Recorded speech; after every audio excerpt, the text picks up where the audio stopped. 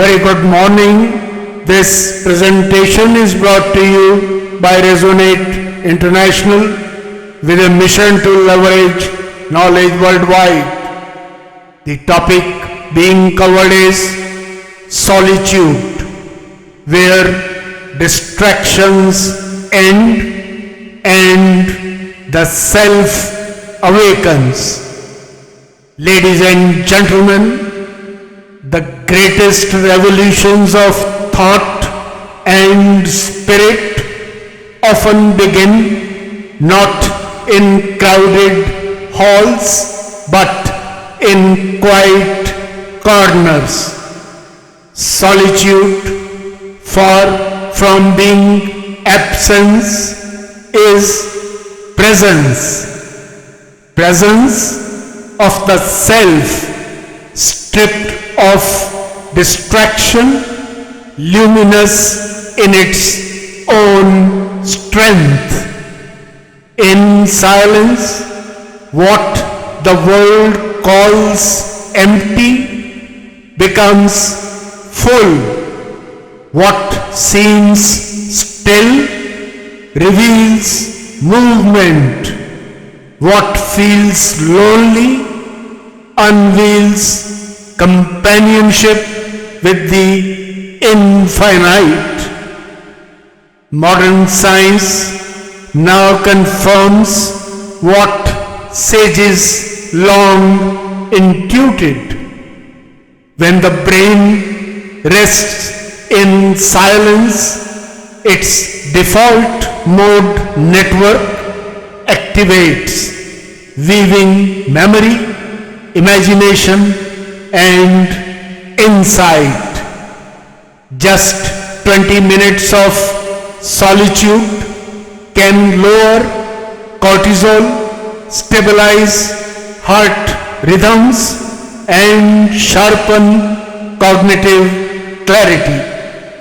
Neurons begin to fire not chaotically but harmoniously, as though silence itself were conducting an inner symphony.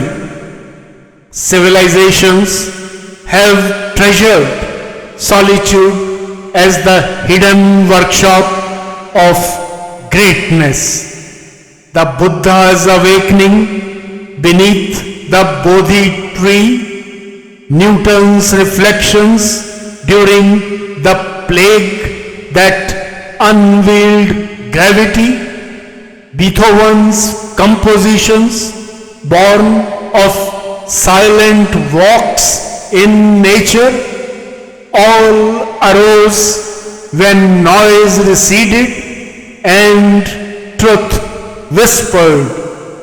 Again and again, humanity has found that in solitude, the finite meets the infinite. Yet, solitude is often mistaken for loneliness. Loneliness is absence imposed, a hollow echo. Solitude is fullness chosen, a wellspring. Loneliness diminishes. Solitude enlarges. Loneliness craves others to fill a void.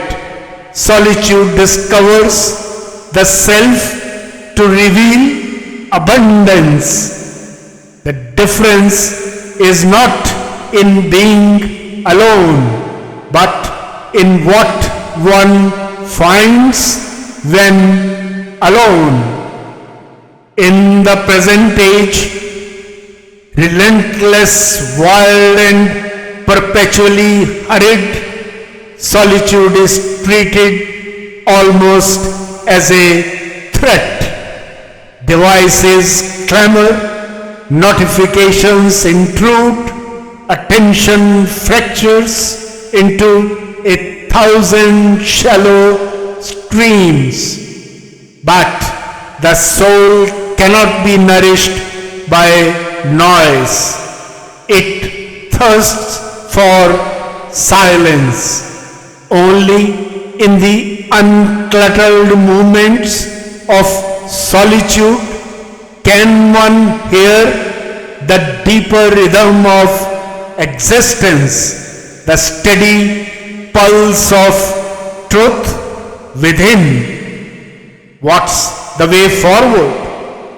Reclaiming solitude requires conscious design. First, sacred pauses. Dedicate a daily span, however small, where silence is kept as sacred, free from screens and speech. Second, nature as teacher. Retreat into natural spaces where solitude aligns with cosmic intelligence and renews the spirit. Morning sunshine can be helpful. Third, journaling in stillness. Capture thoughts without judgment, allowing the hidden layers of mind to unfold. Fourth, digital fasting. Establish intervals where the digital tide is halted, creating islands of stillness. Fifth, return with strength. Let solitude not end in withdrawal, but in renewal, emerging clearer, steadier, and more compassionate. In conclusion, ladies and gentlemen, the essence of solitude is not escape but encounter. The encounter with the truest self. When distractions fade, solitude reveals itself as a mirror, reflecting both the frailty and the radiance of being human. It does not estrange but unites, not only with oneself but with the universal pulse of life. In the revered Bhagavad Gita, Lord Krishna illuminates this truth timelessly. One who is content with knowledge and wisdom, who is firm, who has control over the senses, who dwells alone in solitude and is free from desire, such a yogi is said to have attained union with the divine.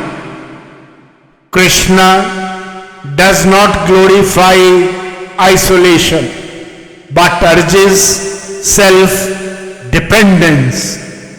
In solitude, thoughts can be heard, emotions observed, and the self finally met, a meeting most avoid, yet the one that liberates.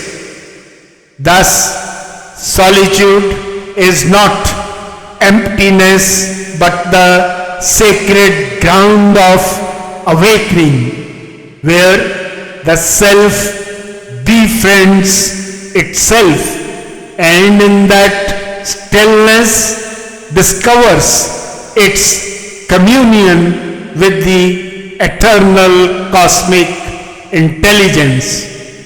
In those moments, one realizes that solitude is not merely silence of the world, but the dialogue of the soul with the divine, a dialogue that empowers, uplifts, and guides life towards its highest truth. Good luck, best wishes, and God bless.